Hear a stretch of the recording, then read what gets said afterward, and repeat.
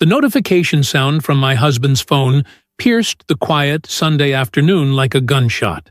Nathaniel had gone to take a shower, leaving his phone face up on our marble kitchen counter. I wouldn't normally look. I've always respected his privacy during our 8 years of marriage. But something made me glance over.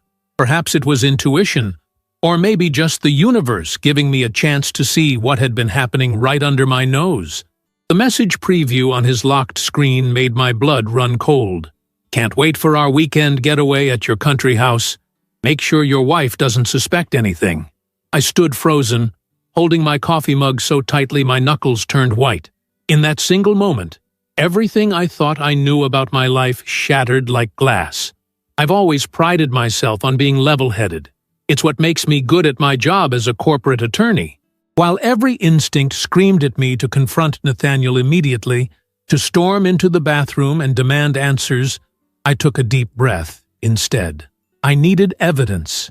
I needed to understand exactly what I was dealing with before making my next move.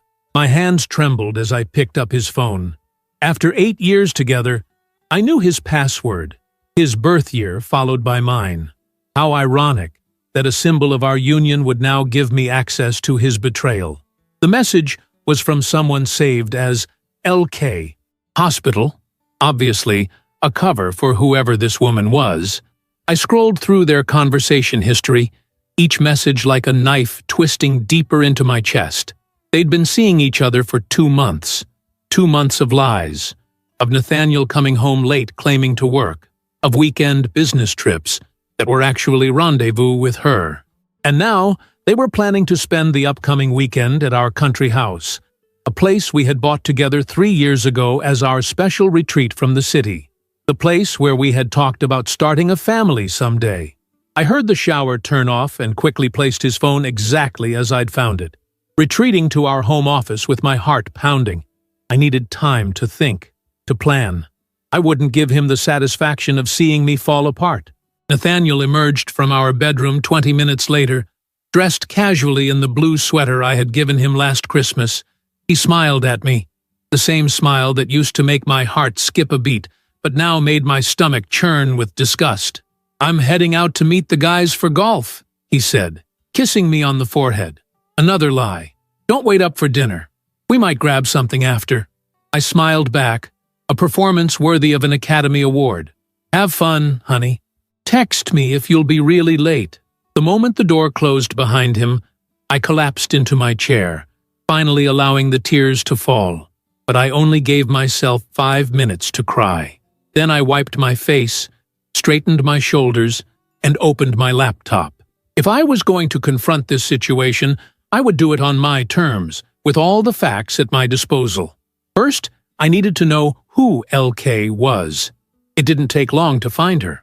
Nathaniel's email password was the same as his phone, and his calendar revealed multiple lunch meetings with someone named Lorelei Kensington. A quick search confirmed she was a cardiac surgeon at the hospital where Nathaniel's investment firm had recently helped finance a new wing. I found her professional profile, complete with a photograph of a stunning brunette with piercing green eyes. She was beautiful, I had to admit, younger than me by a couple of years, and with the polished look of someone who took great care with her appearance. But that wasn't all I found. Lorelei Kensington was married. Her social media, though limited, showed photos of her with a tall, distinguished-looking man identified as Declan Hargrove, an architecture professor at the local university. My mind raced with possibilities. Did Declan know his wife was having an affair?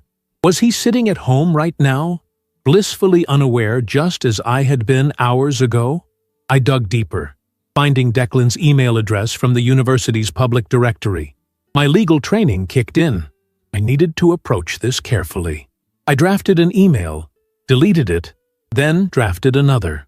Finally, I settled on something simple. "Mr. Hargrove, I believe we need to talk about our spouses.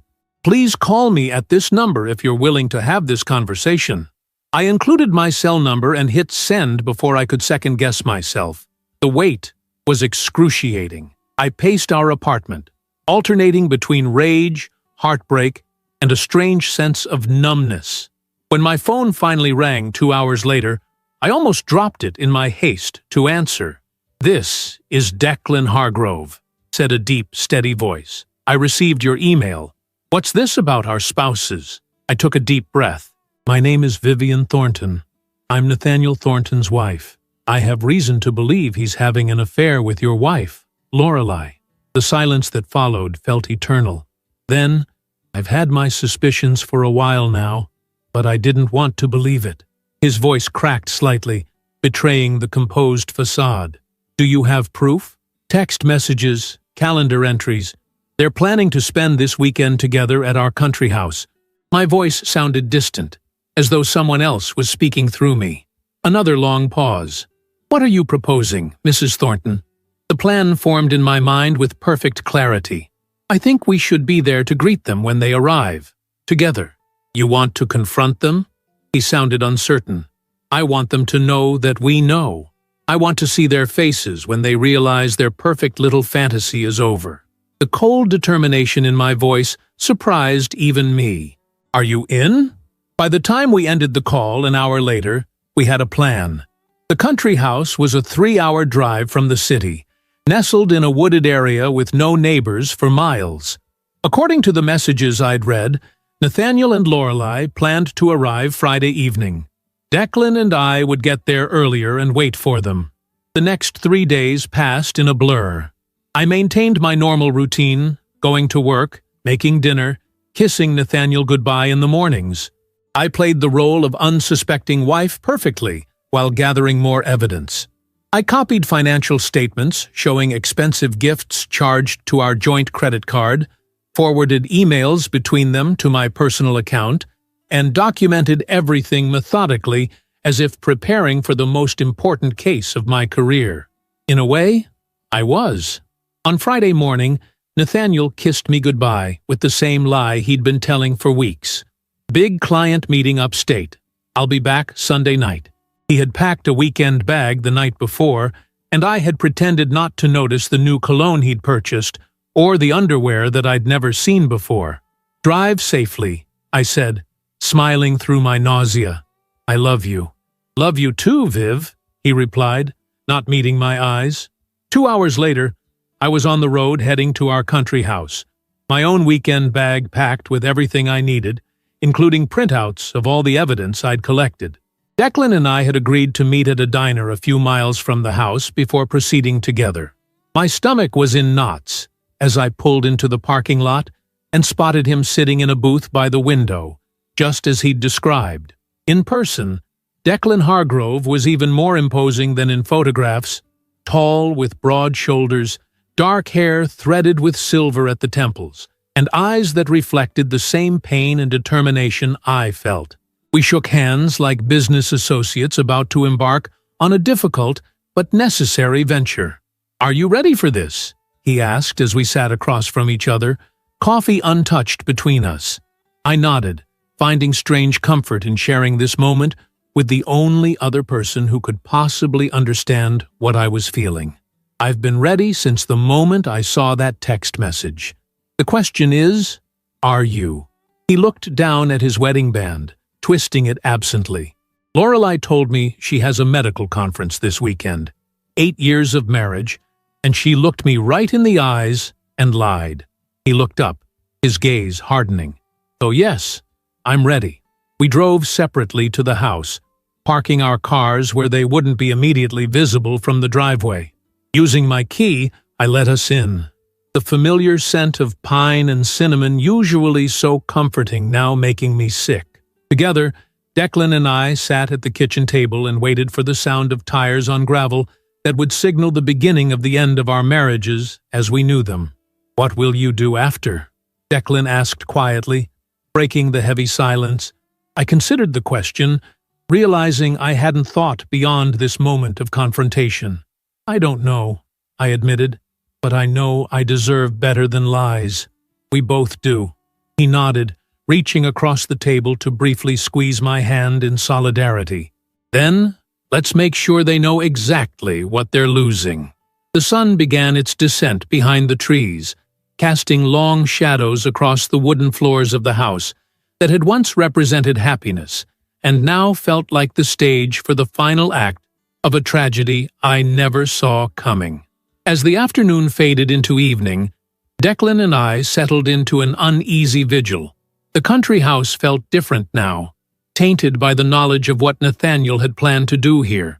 I walked through the rooms, touching familiar objects, and wondering how many other lies were woven into the fabric of my marriage. Had there been others before Lorelei? How long would this affair have continued if I hadn't seen that notification? "Your home is beautiful," Declan said, standing in the doorway of the great room with its wall of windows overlooking the lake. Lorelei and I talked about buying a place like this, something away from the city where we could eventually raise children. The mention of children sent a sharp pain through my chest. "That was our plan too," I said quietly. "We've been trying for the past 2 years. Or at least, I thought we were." Declan's expression softened with understanding.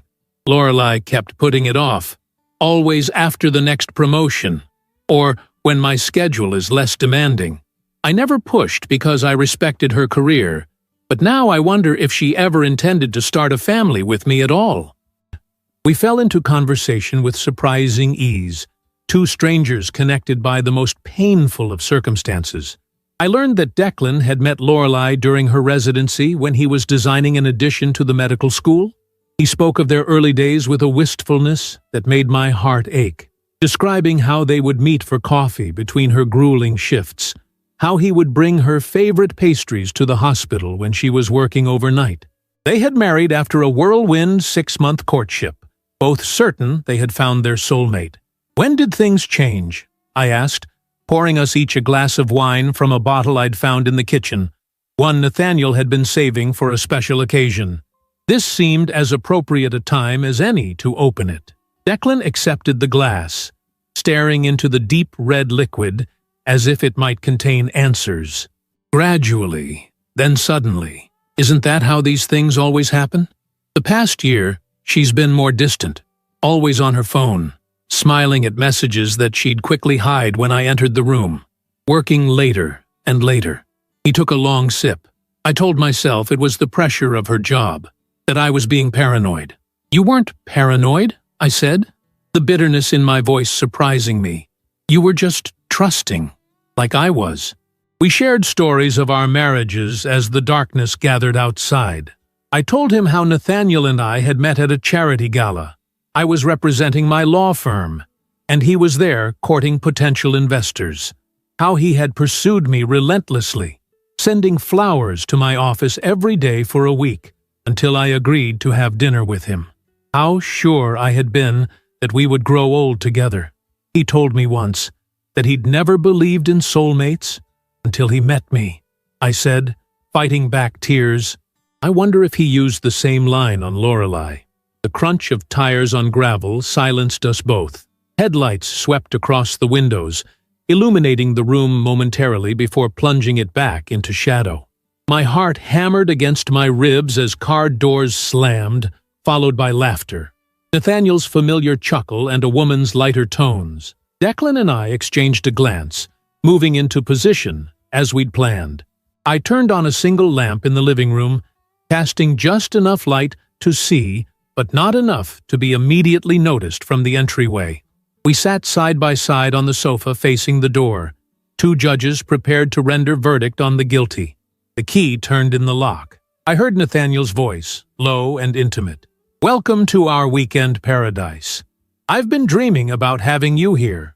A woman, Lorelei, giggled in response. "Are you sure we're alone? No nosy neighbors or surprise visits from the wife?" "Completely alone," Nathaniel assured her as they stepped into the house. "Vivian thinks I'm at a client meeting upstate. She never checks up on me." They moved into the entryway, Nathaniel carrying their bags, Lorelei clutching a bottle of champagne. They were so engrossed in each other they didn't notice us immediately. I observed them with a strange detachment. My husband with his arm around another woman's waist, looking at her the way he used to look at me. Lorelei was even more striking in person than in photographs, her dark hair cascading over her shoulders, her green eyes bright with excitement. They looked like the perfect couple, and and the realization sent a wave of nausea through me. Nathaniel flipped on the main light switch, and that's when they saw us. The champagne bottle slipped from Lorelei's grasp, shattering on the hardwood floor in a spray of glass and foam. Nathaniel froze, his face draining of color. "Vivian? What? What are you doing here?" His eyes darted to Declan, confusion momentarily outweighing panic. "Who is this?" I smiled, amazed at how calm I felt now that the moment had arrived. "Honey, I'd like you to meet Declan Hargrove, Lorelei's husband."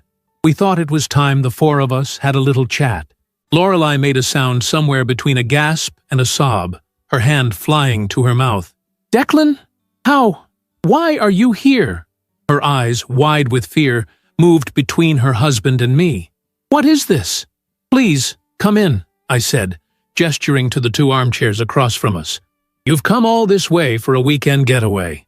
The least we can do is offer you a drink." Neither of them moved. Nathaniel's shock was quickly morphing into anger, a defense mechanism I'd seen him employ in arguments before. "This is completely inappropriate. You had no right to ambush us like this."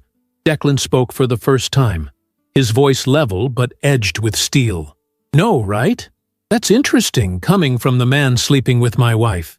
"Declan, please," Lorelei whispered, tears brimming in her eyes. "It's not what you think."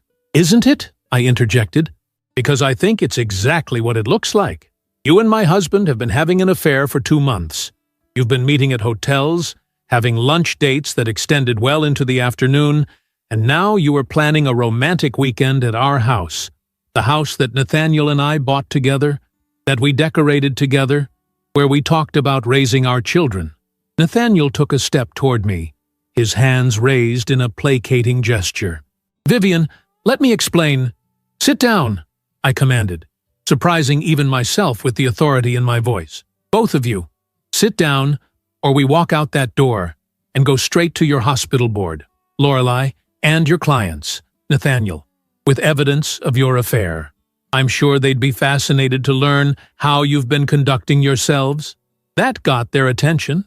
Slowly, reluctantly, they moved to the armchairs, sitting stiffly on the edges like children summoned to the principal's office. Nathaniel ran a hand through his hair, a nervous habit I'd once found endearing. "How long have you known?" he asked quietly. "Long enough," I replied. "Your passcode hasn't changed since our wedding day, Nate. Not very security-conscious for an investment banker." He flinched at that, the implications settling in. "You went through my phone? My emails?" "Yes," I admitted without a trace of remorse. "And Declan has been noticing things too, haven't you?" Declan nodded, his gaze fixed on Lorelei. "The late nights, the conference calls that couldn't be interrupted, the sudden need for new lingerie that I never saw." He leaned forward slightly. "Did you think I was stupid, Lorelei? Or just that I didn't care enough to notice?" Lorelei's composure cracked. Tears spilled down her cheeks, leaving tracks in her perfect makeup. "It just happened, Declan. We didn't plan it. We never meant to hurt either of you." "Spare us the clichés," I said coldly. "Affairs don't just happen. You made choices, hundreds of them.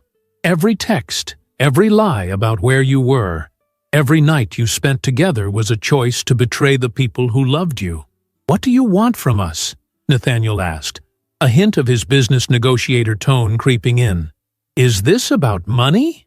Because if it's a divorce you want, Vivian, we can handle it like adults without this." "Theatrical production." I laughed, the sound harsh and unfamiliar to my own ears. "This isn't a negotiation, Nate. This is a reckoning. We want you to sit there and listen while we tell you exactly what we know, exactly how we found out, and exactly what we plan to do about it." And so we did. For the next hour, Declan and I laid out the evidence methodically. The text messages, the credit card receipts, the calendar entries deliberately mislabeled. I watched Nathaniel's face as his carefully constructed lies collapsed one by one. Lorelei alternated between crying silently and staring at the floor, unable to meet Declan's eyes. "But what I really want to know," I said finally, "is what you told each other about us, about your spouses. I'm curious what narrative you created to justify all this." Nathaniel and Lorelei exchanged uncomfortable glances, neither willing to speak first. "I'll go first then," I continued. "I found your drafts folder, Nate. The emails you wrote to her but were too cautious to send. You told her I was cold, ambitious, that I cared more about my career than starting a family, that we hadn't been intimate in months." Each word felt like acid on my tongue. "You conveniently left out the part where I've been going to fertility treatments twice a week for the past year, where I rearranged my entire work schedule to accommodate your preferences, where I've been trying everything possible to conceive the child you claim to want." Nathaniel had the decency to look ashamed. "Vivian, Your turn, Lorelei," Declan interrupted, his voice tight with controlled emotion. "What convenient fiction did you create about me?" Lorelei wiped her tears with trembling fingers. "I never said anything bad about you, Declan. I swear." "Liar," I said quietly. "You told my husband that Declan was controlling, that he monitored your movements and checked your phone, that he wanted you to quit medicine to have babies." I pulled out my phone and read directly from a message I'd found. "He doesn't understand me like you do, Nate. He never has." Declan's face contorted with pain. "Controlling? I've supported every career move you've made, Lorelei. I designed your home office myself so you could work whenever you needed to. I've never once asked you to check in or questioned where you were going." He shook his head in disbelief. "And as for children, you were the one who brought it up first, who showed me nursery designs and talked about names. I've only ever followed your lead." A heavy silence fell over the room. Outside, rain had begun to fall, pattering against the windows like an accompaniment to our shattered marriages. "So, you've confronted us," Nathaniel said finally. "You've made your point. What happens now?" I exchanged a look with Declan before answering. "Now, we decide how this ends, and those decisions are ours to make, not yours." Lorelei looked up, fear evident in her eyes. "What does that mean?" "It means," Declan explained, his voice suddenly weary, "that actions have consequences, and it's time for both of you to face yours." The rain intensified, drumming against the roof as lightning illuminated the room in brief, harsh flashes. The storm outside was nothing compared to the tempest of emotions within these walls. 4 people whose lives had become inextricably tangled through lies, betrayal, and the painful truth that was now impossible to ignore. Lightning flashed again, throwing harsh shadows across Nathaniel's face. In that brief illumination, I saw something I hadn't expected. Genuine fear. Not just the panic of being caught, but something deeper. For the first time since I'd known him, my husband looked truly vulnerable. "I want a divorce," I said, the words emerging with surprising steadiness. "I've already spoken to Caroline Winters at my firm." Caroline was one of the most feared divorce attorneys in the state, known for her ruthlessness in high-profile cases. "She'll be contacting you on Monday." Nathaniel's jaw tightened. "You can't be serious. You're willing to throw away 8 years of marriage over one mistake?" "One mistake?" I repeated incredulously. "This wasn't a drunken one-night stand, Nathaniel. This was a calculated affair. You created a fake contact in your phone. You invented business trips. You planned to bring your mistress to our home." I leaned forward, meeting his gaze directly. "And by the way, that investment you made last month from our joint account? The one you said was for a startup?" I traced it. $25,000 for a diamond bracelet from Tiffany's. I turned to Lorelei. "I hope you enjoyed it. It cost me a lot more than money." Lorelei paled, her hand instinctively moving to her wrist, where a delicate bracelet glinted in the lamplight. "I didn't know," she whispered. "He told me it was from his personal account." "We don't have personal accounts," I informed her coldly. "Everything has been joint since we married. That was his idea, actually. No secrets between us." Ironic, isn't it? Declan had been silent, watching Lorelei with an expression I couldn't quite read. Now he spoke, his voice low and controlled. I haven't decided what I'm going to do yet. Unlike you two, I don't make life-altering decisions on impulse." He turned to his wife. "But I do have questions, and I expect honest answers. Starting with how long this would have continued if you hadn't been caught." Lorelei shook her head helplessly. "I don't know. We never discussed."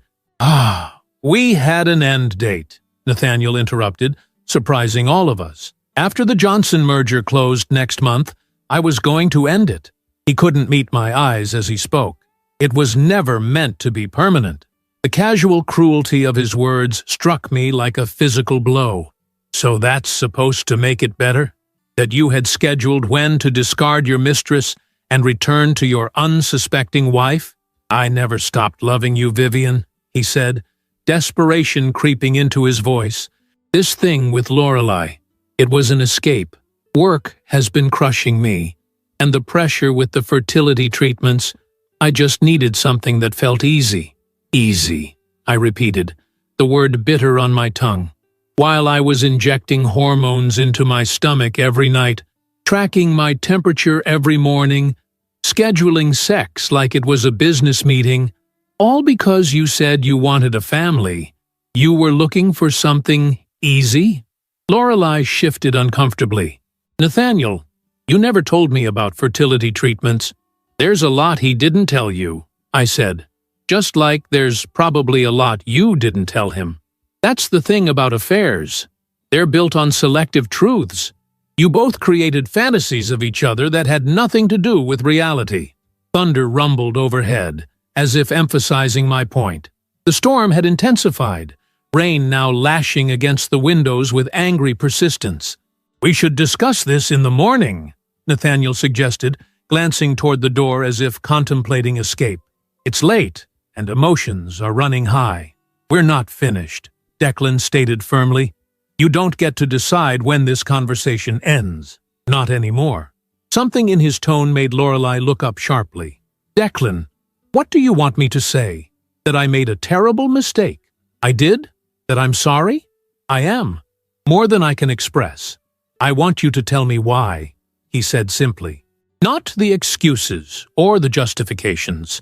The real reason you were willing to throw away our marriage." Lorelei's composure finally broke completely. Tears streamed down her face as she struggled to speak. "I was afraid," she admitted, her voice barely audible above the storm. "Afraid of disappointing you. Afraid of failing as a wife, as a potential mother. Every time you mentioned children, all I could think about was how I'd have to scale back at work, how I might lose the career I've fought so hard for. So instead of talking to me about your fears, you decided sleeping with another woman's husband was the solution." Declan's voice was incredulous. "Nathaniel understood the pressure I was under," she said. "He didn't make demands or have expectations. With him, I could just be myself, without feeling like I was letting someone down." "And what exactly were these oppressive demands I made?" Declan asked, the hurt evident beneath his controlled exterior. "When did I ever ask you to choose between your career and our family?" Lorelei couldn't answer, the reality of her actions seemingly hitting her for the first time. I turned to Nathaniel, a new question forming. "Did you ever actually want children with me, Nate? Or was that just another lie?" He hesitated, which was answer enough. "You didn't, did you?" I pressed. "All those doctor's appointments, all those treatments, all those nights I cried because I thought something was wrong with me, and you never even wanted a baby in the first place." "I thought I did," he said quietly. "When we first talked about it, the idea seemed right, what we were supposed to do next. But then, when it didn't happen right away, and you became so focused on it—" "Of course I was focused on it," I exclaimed. "We were trying to create a life together, something I thought we both wanted more than anything." An uncomfortable silence filled the room, broken only by the continuing storm outside. In that silence, something shifted between us, the last threads of connection severing as the full weight of his betrayal sank in. It wasn't just the affair. It was the years of pretending to want the same future I did. "There's something else you should know," Lorelei said suddenly, looking not at Declan, but at me. "I'm pregnant." The world seemed to stop. For a moment, I couldn't breathe, couldn't think. Nathaniel's face went completely white. "It's not what you're thinking," she continued quickly, turning to Declan. "It's yours, Declan. I'm 6 weeks along. I only found out last week, and I was going to tell you after I ended things with Nathaniel this weekend." Declan stared at her in disbelief. "You're pregnant with my child, and you came here for a weekend with your lover?" Nathaniel looked equally stunned. "You never said anything about being pregnant." "I was going to tell you both the truth this weekend," Lorelei insisted, desperation in her voice. "Declan, I realized I couldn't keep living this lie. I want our family, our future. This affair was a mistake, the biggest mistake of my life." "Convenient timing," I observed coldly. "You have an attack of conscience right when you find out you're carrying Declan's child?" "It's the truth," she pleaded. "Declan, you have to believe me. I never stopped loving you." Declan's expression was unreadable as he processed this new information. The revelation hung in the air between us, changing everything and nothing simultaneously. "How can I possibly believe anything you say now?" he finally asked, his voice raw with emotion. "How can I trust that this child is even mine?" "We can do a paternity test," Lorelei offered immediately. "I'll do whatever it takes to prove I'm telling the truth about this at least." I watched this exchange with a strange detachment, as if observing characters in a play, rather than real people whose lives were imploding alongside my own. The irony wasn't lost on me, that Lorelei was pregnant with her husband's child, while my own womb remained stubbornly empty despite years of trying with a man who apparently never truly wanted to be a father. "I need some air," I announced abruptly, standing up. No one tried to stop me as I walked to the kitchen and out onto the covered porch at the back of the house. The rain was still coming down in sheets, but the overhang kept me dry as I gulped in the cool night air. I don't know how long I stood there, watching lightning illuminate the lake in brief, brilliant flashes, before I heard the door open behind me. I expected Nathaniel, come to offer more excuses or plead for another chance. Instead, Declan stepped out, his tall frame silhouetted against the light from the kitchen. "I'm sorry," he said simply, coming to stand beside me at the railing. "About the baby. I know how much you wanted children." "Congratulations," I replied, surprised to find I meant it.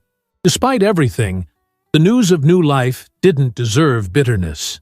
Children are a blessing, no matter the circumstances. He nodded, his profile stoic against the storm. "I don't know what to believe anymore.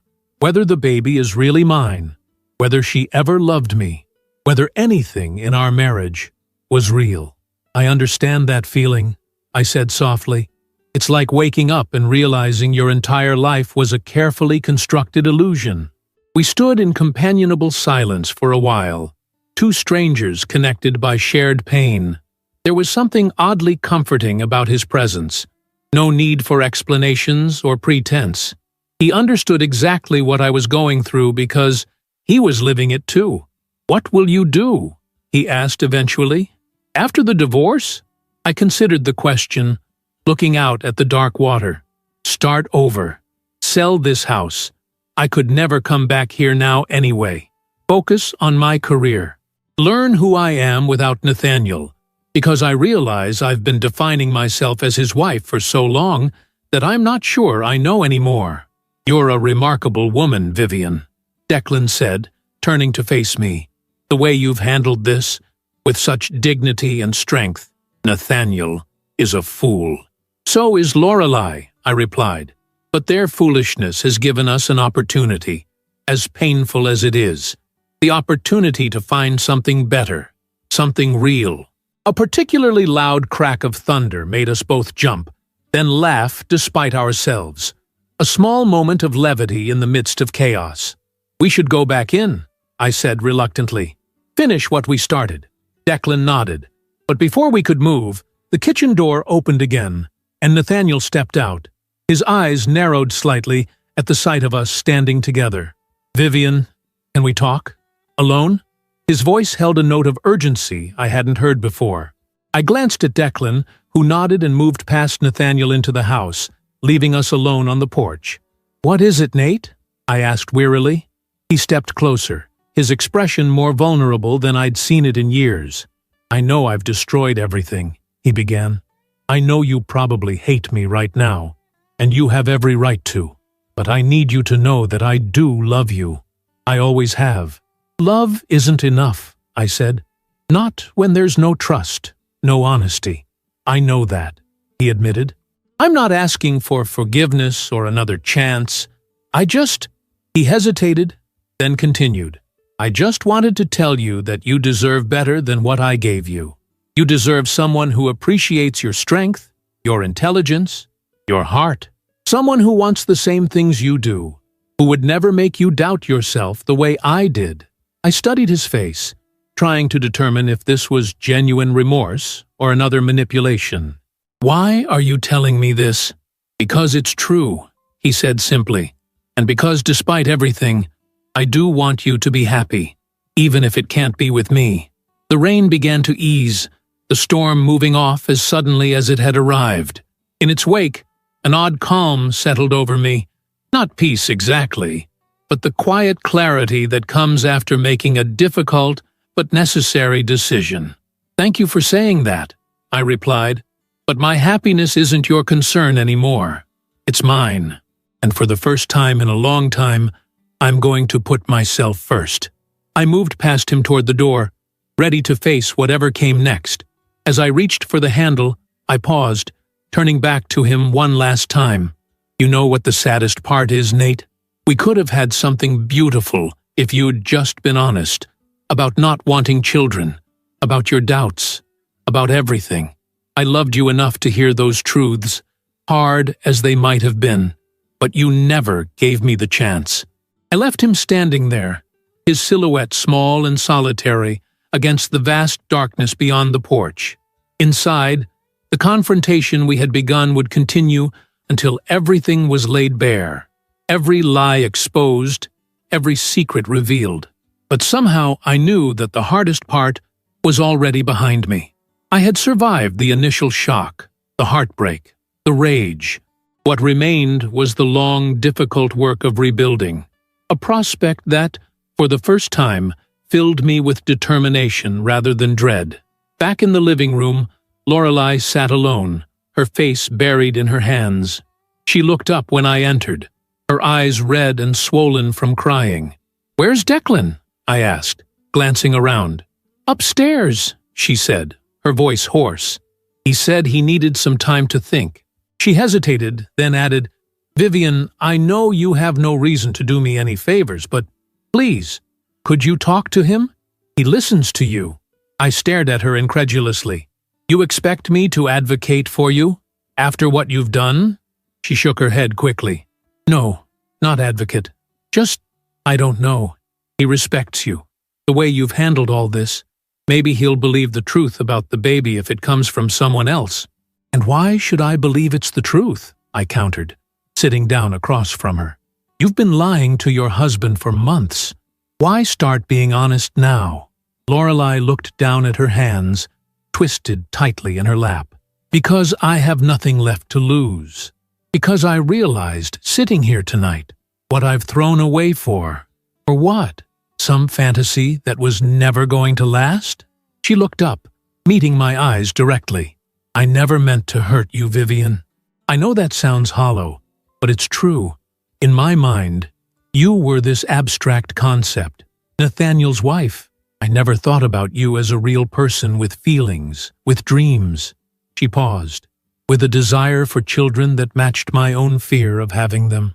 Her words hit closer to home than I wanted to admit. Hadn't I done the same with her at first? Reduced her to the other woman? A two-dimensional villain in my marriage's tragedy? "The baby is Declan's," she continued when I didn't respond. "I've only been with Nathaniel a handful of times, and we were always careful. Declan and we weren't trying, but there was one night about 6 weeks ago. We'd both been drinking wine, celebrating his department award. It was the first time in months that we'd connected like we used to. Howdy! The irony of her situation wasn't lost on me. pregnant from a rare intimate night with her husband while carrying on an affair with mine. Life had a twisted sense of humor sometimes. I found out last week, she went on. I took 3 tests because I couldn't believe it. I'd convinced myself I wasn't ready for motherhood, that my career wouldn't allow it.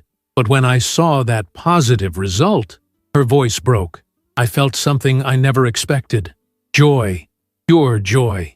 And then immediate guilt because of what I'd been doing with Nathaniel. So, you were planning to end it with him this weekend? I asked skeptically. She nodded.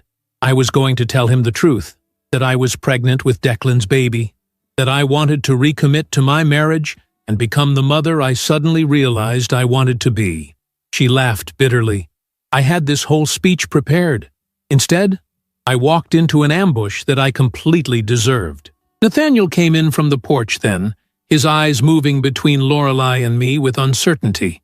He looked defeated, the confident man I'd married nowhere to be seen.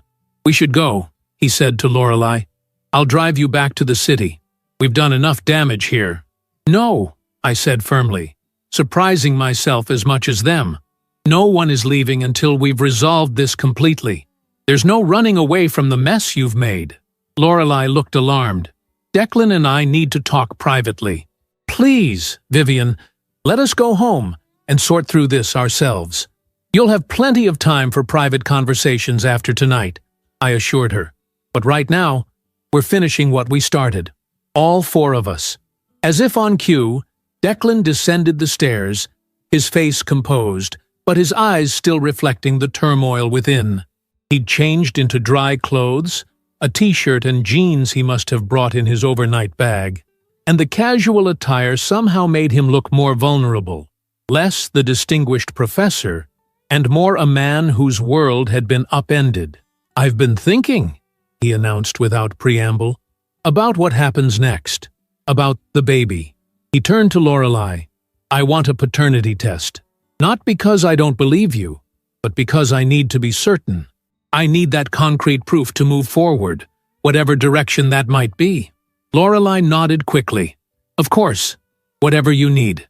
And I want us to try counseling, he continued, causing her eyes to widen in surprise. Not because I'm ready to forgive or forget, but because there's potentially a child involved now. Our child. And he or she deserves parents who have at least attempted to heal what's broken between them. The relief on Lorelei's face was palpable. Yes, she whispered.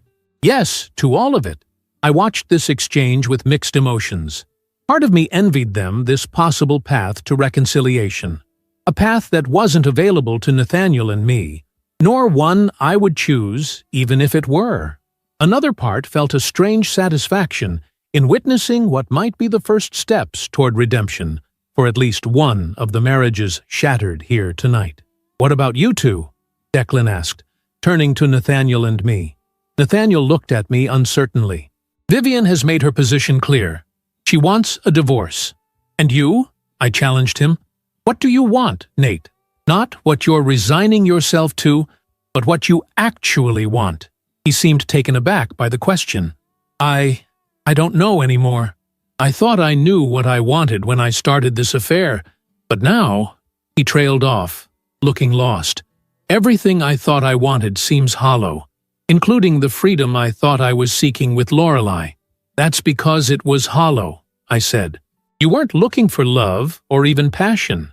You were looking for escape, from responsibility, from adulthood, from the consequences of your own choices. The realization crystallized as I spoke it. You didn't want children because they would have tied you down even more. They would have made it harder to maintain this illusion of freedom you've been chasing. Nathaniel didn't deny it. Maybe you're right, he admitted. Maybe I've been running from growing up since the day we met. You were always the mature one, the responsible one. I think that's why I was drawn to you. You made me feel stable, grounded, until that stability felt like a prison. I finished for him. He nodded slowly. But it wasn't you who built the prison, Vivian.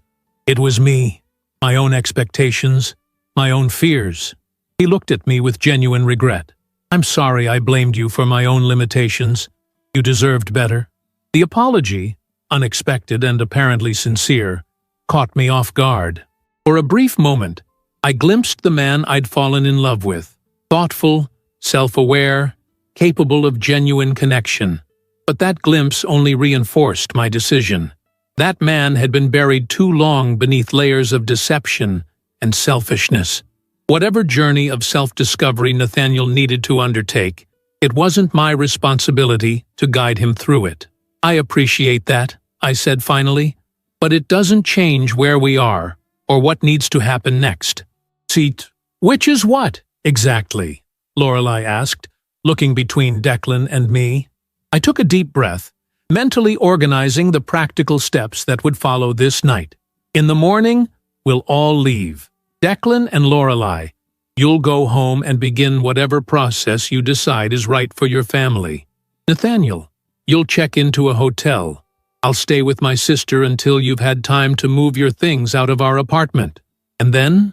Nathaniel asked quietly. And then we live our separate lives, I said simply. We let our lawyers handle the divorce.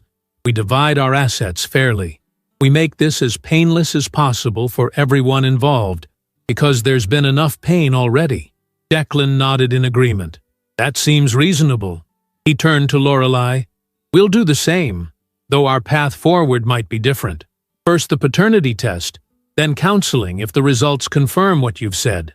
Lorelei reached for his hand hesitantly. To my surprise, he didn't pull away, though he didn't return the gesture either. A small opening, perhaps, but significant given the circumstances. There's one more thing, I said, turning to Nathaniel. Our fertility treatments. I've decided to continue them. His eyebrows shot up in surprise. By yourself? As a single mother? Yes, I said firmly. I've wanted a child for years, Nate. That hasn't changed just because our marriage has failed. I have the resources, the support system, and, most importantly, the love to give. I don't need a partner who's only half committed to make that dream come true. Nathaniel looked stunned, but didn't argue. If that's what you want, I won't stand in your way. I know you won't, I said confidently, because despite everything, you're not a cruel person, just a lost one. The conversation gradually shifted to practical matters. Sleeping arrangements for the night. Nathaniel and Lorelei would take the 2 guest rooms. Declan and I would share the master bedroom platonically. Departure times in the morning. Next steps for each couple. The tension in the room slowly dissipated, replaced by a strange sense of resolution. Not peace, exactly, but the quiet that comes after a storm has passed, leaving destruction in its wake, but also the possibility of rebuilding. Later, as Declan and I prepared for bed, arranging pillows down the center of the king-sized mattress like an old-fashioned bundling board, he asked the question that had been hovering unspoken between us all evening. Do you think they ever really loved us? Or were we just convenient covers for their own insecurities? I considered this as I sat on the edge of the bed, my reflection in the dresser mirror looking older and wiser than it had just days ago. I think love is more complicated than we want it to be, I said finally. I believe Nathaniel loved me once, in his way, just as I think Lorelei loves you still, despite her actions. But it wasn't enough, he observed. No, I agreed. Love without honesty, without courage, without commitment. It's not enough. We fell silent, each lost in our own thoughts. I found myself wondering what might have happened if Nathaniel and I had faced our issues directly. His reluctance about fatherhood, my single-minded focus on conception. Could we have found a compromise? A path forward together? Or were we always destined to reach this breaking point? What's the first thing you'll do? Declan asked suddenly. When all this is settled, I mean. When you're officially starting your new life. I smiled, surprised to find I had an answer ready. I'm going to Italy. Florence, specifically. I've always wanted to see the art there, to walk those ancient streets. Nathaniel always put it off, said we'd go someday. I looked over at Declan. I'm done waiting for someday. What about you? He considered the question. I think I'll wait to decide until after the paternity test. If Lorelei is telling the truth, and oddly I believe she is, then my first priority will be preparing for this child, whether Lorelei and I stay together or not. "You'll be a wonderful father," I said, meaning it. "And you'll be a wonderful mother," he replied. However, that comes to pass. We shared a smile, two strangers who had entered this house as betrayed spouses, but would leave it as something else. Not quite friends, but allies of a sort. People who had witnessed each other's darkest moments and offered understanding rather than judgment. Outside, the storm had passed completely, leaving behind a clear night sky filled with stars. I moved to the window, gazing up at their distant light. Some of those stars, I knew, had died long ago, their light only now reaching Earth, like the final flickers of my marriage, beautiful from a distance, but already extinguished at the source. Yet new stars were being born, even as old ones died. New light generated in the darkness. As painful as this ending was, it was also a beginning. My beginning. And for the first time since seeing that fateful text message on Nathaniel's phone, I felt something like hope stirring within me. Not happiness, not yet, but the quiet certainty that happiness would come again, in time. 1 year later, the Italian sun warmed my face as I sat at a small cafe table overlooking the Arno River in Florence. My espresso had grown cold, forgotten as I lost myself in sketching the Ponte Vecchio in the small leather-bound journal I'd purchased my first day in the city. I was no artist, but during the past year, I'd discovered the joy of creating solely for myself, without concern for perfection or others' judgment. "Signora, another coffee?" The waiter approached with a gentle smile, gesturing to my untouched cup. "Sì, grazie," I replied, my Italian still halting but improving daily. This was my 3rd month in Florence. What had begun as a 2-week vacation had evolved into an extended sabbatical from my law firm. After the divorce was finalized, I'd surprised everyone, including myself, by requesting a year-long leave of absence. To recalibrate, I'd told my concerned partners. In reality, it was to rediscover who Vivian Thornton was, without the identity of wife, without the singular focus on career advancement that had defined me for so long. My phone vibrated with an incoming message. I hesitated before checking it. Part of my sabbatical had involved creating healthy boundaries with technology, but smiled when I saw it was from Meredith, my sister. "Lab called. Your numbers look fantastic. Doctor says next round has excellent chances. Call me." My heart leapt as I read her words. After 8 months of treatments as a single woman, my body was finally responding the way it should. The fertility specialist had been cautiously optimistic about this cycle, but Meredith's message suggested more than caution was warranted now.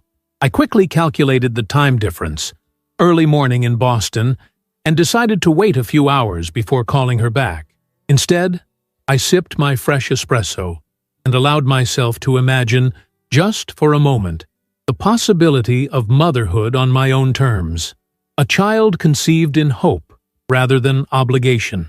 A family built on truth rather than compromise. The divorce had been surprisingly straightforward once the initial shock subsided. Nathaniel, perhaps motivated by guilt or simply wanting a clean break, had agreed to my terms without argument. Our joint assets were divided equitably. I kept the apartment in the city, and he took a generous cash settlement that I later heard he used to start his own investment firm. The country house, the site of our marriage's implosion, I sold without regret, using part of the proceeds to fund my Italian sojourn and the rest to continue my fertility treatments. We hadn't spoken since the finalization 6 months ago. Occasionally, I saw his name mentioned in financial publications or glimpsed his face at industry events I attended before my sabbatical. Each time, I was surprised by the absence of pain those encounters caused. Not because the hurt had completely vanished, but because it had transformed into something quieter, more contemplative, a scar rather than an open wound. I finished my coffee and paid the bill, then wandered toward the Uffizi Gallery where I had a membership that allowed me unlimited access. The gallery had become my sanctuary in Florence, a place where I could lose myself for hours among masterpieces that had witnessed centuries of human joy and suffering. Today, buoyed by Meredith's message, I felt drawn to Botticelli's Birth of Venus, that serene goddess emerging fully formed from chaos, her face peaceful despite the turbulent waters from which she rose. As I rounded the corner into the Botticelli room, I nearly collided with a tall man studying a museum map with intense concentration. "Mi scusi," I began automatically, then stopped short. "Declan?" He looked up, surprise giving way to genuine pleasure as recognition dawned. "Vivian, is that really you?" His eyes crinkled at the corners as he smiled, a feature I'd forgotten about during our brief but intense acquaintance a year ago. "In the flesh," I replied, suddenly conscious of my casual sundress and sandals, my hair loose around my shoulders instead of in the severe styles I'd favored during my attorney days. "What are you doing in Florence?" "Architectural research," he explained, gesturing to the sketchbook tucked under his arm. "I'm developing a course on Renaissance design principles and their modern applications. I've been here 2 weeks already, with another month to go." I nodded, still processing this unexpected reunion. "That sounds fascinating. I've been here 3 months myself, just—" I paused, searching for the right words. Finding my way back to myself, I suppose. Something in my phrasing must have resonated with him, because his expression softened with understanding. "Would you like to get a coffee?" he asked. "Catch up properly? Unless you're here with someone." He left the question hanging delicately. "No, I'm alone," I assured him. "And coffee sounds perfect. I know a lovely place nearby with a view of the river." As we walked through the crowded gallery and out into the sunshine, Declan filled me in on the events of his life since that fateful weekend at the country house. The paternity test had confirmed what Lorelei had claimed. The baby was indeed his. They had attempted counseling for several months, making progress in understanding the issues that had led to her affair, but ultimately deciding that too much damage had been done to rebuild their marriage. "We finalized the divorce when she was 7 months pregnant," he explained, as we settled at my favorite cafe table. "But we've developed a solid co-parenting relationship. Our daughter, Sophia, is 3 months old now." He showed me a picture on his phone, a beautiful baby with Declan's dark hair and what appeared to be Lorelei's green eyes. "She's gorgeous," I said sincerely. "How is co-parenting working out?" "Better than I expected," he admitted. "We have a detailed custody arrangement, but we're flexible with each other. Lorelei has been different since Sophia was born. More grounded, more present. Motherhood suits her in ways neither of us anticipated." "BT. And how is she otherwise?" I asked carefully, unsure how much I wanted to know about the woman who had been my husband's lover. Declan understood my hesitation. "She's well, back at work part-time. No longer seeing Nathaniel, if that's what you're wondering." He paused. I heard they continued their relationship briefly after that weekend, but it fell apart quickly once reality set in. I nodded, surprised by my lack of reaction to this information. "And what about you? Beyond fatherhood and your research, I mean?" He smiled, stirring his coffee thoughtfully. "I'm adjusting to this new normal, dating occasionally, though nothing serious yet. Focused primarily on Sophia and my work." He looked up, his gaze direct. "And you? How has your year been, Vivian?" The question was simple, but it opened a floodgate of reflection. I found myself telling him everything: the quiet dignity of the divorce proceedings, the unexpected sabbatical, my travels through Italy, and finally, my ongoing fertility treatments. "In fact," I concluded, "I just received promising news this morning. My numbers look good for the next attempt." "You're still pursuing motherhood," he observed, his tone warm with admiration rather than judgment. "That takes courage." "It feels right," I said simply.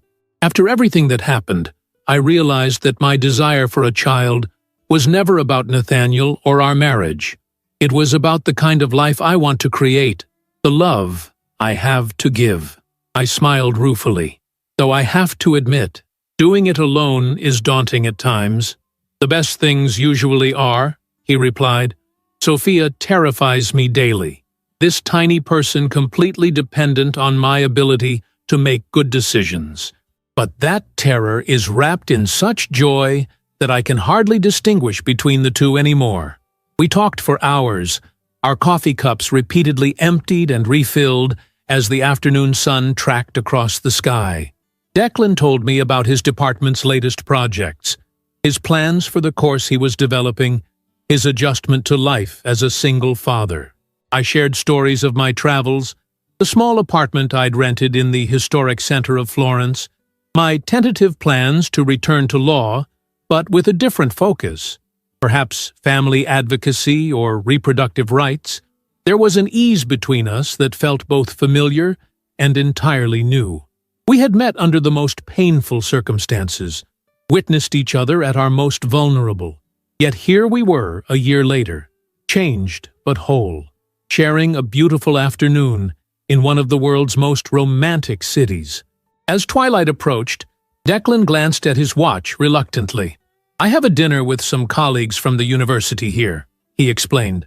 "Part of my research grant obligations." "Of course," I said, reaching for my purse. "It was wonderful running into you, Declan." "Wait," he said quickly. Would you like to meet again? Perhaps tomorrow? I'd love to see your apartment, hear more about your experiences in Florence." I studied his face, searching for any hint of obligation or pity. Instead, I found only genuine interest and something else, a tentative hope that mirrored my own unexpected feelings. "I'd like that," I replied simply. "How about lunch? I know a little trattoria that makes the most amazing pappardelle with wild boar ragout." "Perfect," he agreed, his smile widening.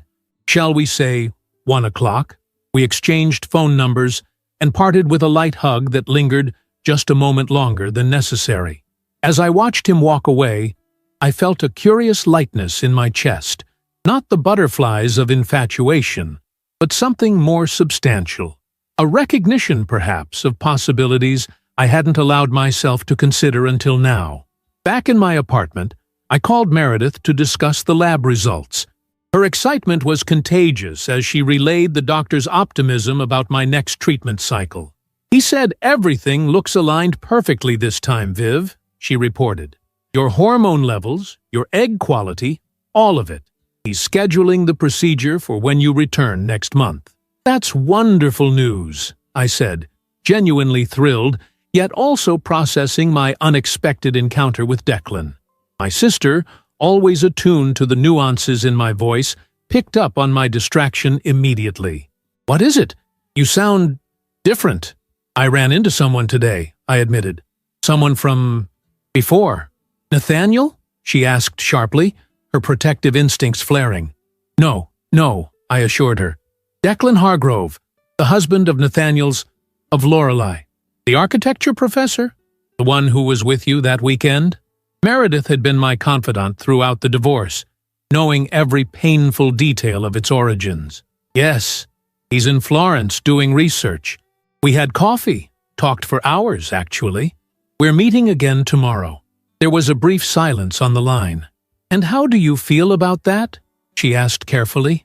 I moved to my small balcony, gazing out at the dusky Florentine skyline with its ancient domes and towers.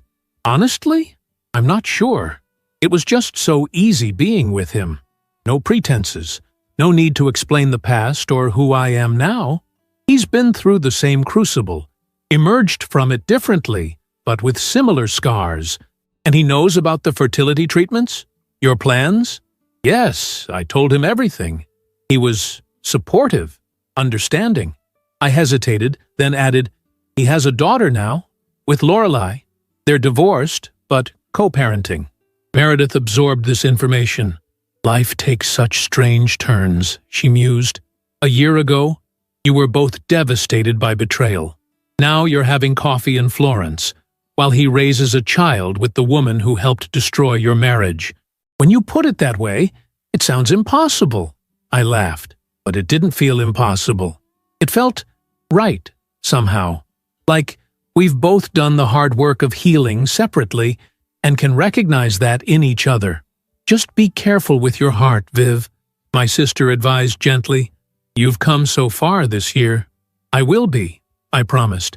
This might be nothing more than a friendship born from shared experience. Or it might be the universe's way of showing me that sometimes beautiful things can grow from the most painful circumstances. Either way, I'm going into it with eyes wide open. After we hung up, I stood on the balcony watching the city lights come alive as darkness fell. Florence had existed for centuries, witnessing countless human dramas, sorrows, and joys. My own story, the betrayal, the divorce, this unexpected reunion, was just one more thread in its tapestry. The next day, Declan arrived at my apartment precisely at 1 o'clock, bearing a small bouquet of sunflowers and a bottle of Tuscan wine. Our lunch extended into a walk along the Arno, which stretched into gelato in a hidden piazza, which became drinks at a rooftop bar as the sun set over the city. With each hour, the connection between us deepened. Not the desperate clinging of two wounded souls, but the measured, thoughtful interest of two people who had learned the hard way what truly mattered in relationships. I've been thinking about that weekend, Declan said as we watched the stars appear above Florence. As painful as it was, I'm grateful for it in a strange way. If Lorelei and Nathaniel hadn't been caught, who knows how long their affair would have continued? How much more damage would have been done? I nodded, understanding exactly what he meant. It forced a reckoning that was probably inevitable, and it showed me strengths in myself I didn't know existed. You were magnificent, he said quietly. I remember watching you that night, thinking that Nathaniel had no idea what he was throwing away. Our eyes met, and in that moment, something shifted between us. The past receding, the future opening with unexpected promise. When he asked if he could see me again the next day, and the day after that, I said yes without hesitation. Over the following weeks, we explored Florence together. Its hidden gardens, its lesser-known museums, its bustling markets. We talked about everything. Our childhoods, our ambitions, our fears, our hopes for the future. I shared my anxieties about becoming a single mother. He described his terror the first time he was alone with Sophia for a full weekend. We discovered shared passions for history, architecture, his profession had rubbed off on me during my time in Italy, and classical music. When it was time for me to return to Boston for my scheduled treatment, Declan drove me to the airport. As we stood at the security checkpoint, the moment heavy with unspoken possibilities, he took my hands in his. "This isn't goodbye," he said firmly. "I'll be back in the States in 3 weeks. My research here is almost complete." "And then?" I asked, allowing myself to voice the question that had been hovering between us. "And then we see where this leads," he replied, his eyes steady on mine. No pressure, no expectations, just two people who found each other in the most unlikely circumstances, discovering if there's something worth building together. "I'd like that," I said softly. He pulled me close, kissing me with a tenderness that spoke of patience, of respect for all we had endured, of hope for what might lie ahead. "Safe travels, Vivian. I'll see you soon." As the plane lifted off from Italian soil, I pressed my palm against the window, watching Florence recede beneath me. A year ago, I had boarded a different flight, from New York to this same city, broken and alone, seeking solace in art and history and distance. Now I was returning home changed, strengthened, and open to possibilities I couldn't have imagined in the depths of my pain. Whatever happened with the fertility treatment, whatever developed between Declan and me, I knew one certainty. Life moved in cycles of destruction and renewal. What had nearly destroyed me had ultimately set me free. The betrayal that had shattered my marriage had cleared the way for authentic connection, with myself first, and now, potentially, with someone who had walked a similar path of heartbreak and healing. The future was unwritten, full of both uncertainty and promise. But for the first time since that fateful text message appeared on Nathaniel's phone, I was genuinely excited to discover what came next. Not because everything was perfect or resolved, but because I had learned the most valuable lesson of all, that I was enough, on my own, whatever life brought my way.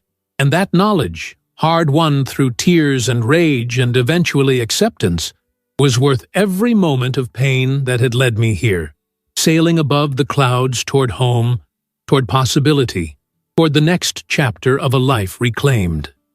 If you enjoyed the story, leave a like and subscribe to the channel. And drop a comment below. What city are you watching from? And if your heart tells you to, feel free to leave me a tip on Buy Me a Coffee. Just check the first pinned comment. Thanks for keeping me company and for the coffee, and I'll see you in the next